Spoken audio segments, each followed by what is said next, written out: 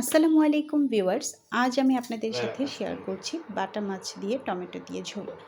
আমি বাটা মাছের টমেটো দিয়ে ঝোল করবার জন্য বাটা মাছগুলোকে খুব ভালোভাবে পরিষ্কার করে ধুয়ে মাছগুলোকে পরিষ্কার পানিতে ধুয়ে একটি পাত্রে হাফ চা চামচ হলুদের গুঁড়ো, হাফ চা চামচ মরিচের গুঁড়ো এবং হাফ চা চামচ লবণ দিয়ে 10 পিস বাটা মাছকে খুব ভালোভাবে মেখে নিচ্ছি। মাখার কাজটি আপনাদেরকে খুব সাবধানে করতে হবে যাতে মাছের গায়ে মশলাগুলো খুব ভালোভাবে লেগে থাকে।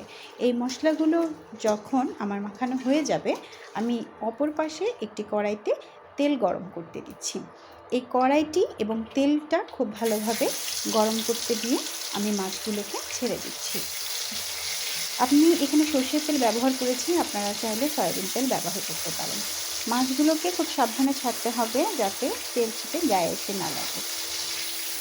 মাছগুলো আমি ভাজতে দিচ্ছি এখানে এবং আমি খেয়াল রাখবো যাতে এই মাছগুলো ভেঙে না যায়। এবার আমি মাছগুলোকে অপর পাশে উল্টে দিচ্ছি। এই উল্টানোর কাজটাকে কিন্তু খুব সাবধানে করতে হবে।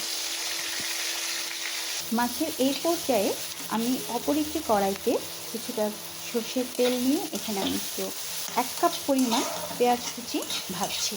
পেঁয়াজগুলোকে আমি হালকা ব্রাউন কালার করে ভাজবো। হালকা ব্রাউন কালার করে ভাজার পর এখানে আমি আদা এবং রসুনের পেস্ট 2 টেবিল চামচ ব্যবহার করছি। আদা রসুনের পেস্টটা দেওয়ার পরে আমি 1 মিনিট মতো এটাকে পেঁয়াজের সাথে ভেজে নিচ্ছি। এই ভাজার কাজটা হয়ে গেলে আমি এখানে 10 পিস মাছের জন্য 1 টেবিল চামচ মরিচের গুঁড়ো, হাফ টেবিল চামচ হলুদের গুঁড়ো এবং আন্দাজ মতো লবণ। আমি যেহেতু মাছের লবণ ব্যবহার করেছিলাম তাই আমি এখানে লবণটা একটু সাবধানে দিচ্ছি। আপনারা আপনাদের টেস্ট মতো লবণ দেবেন। এই পর্যায়ে আমি গরম পানি 1 কাপ অ্যাড করছি মশলাটিকে কষানোর জন্য। আমার এখানে আরেকটু গরম পানি দিতে হয়েছিল কড়াইতে লেগে যাওয়ার ভয়ে। আমি এখানে হাফ কাপ মতো আরেকটু গরম পানি অ্যাড করে দিয়েছি। এবার আমি মশলাটিকে ঢেকে কষতে দিব। মশলাটি কষানোর কাজ হয়ে গেছে, আপনারা দেখতে পাচ্ছেন। এ পর্যায়ে এসে আমি 2টি টমেটো 4 ভাগ করে কেটে নিয়েছিলাম, অর্থাৎ একটি টমেটোকে আমি 4 পিস করেছিলাম। এখানে আমি 2টি টমেটো দিয়ে দিচ্ছি। টমেটোটিকে দিয়ে আমি 2 মিনিট মতন চুলায় রাখার পর আমি এখানে 2 কাপ মতন গরম পানি ব্যবহার করছি।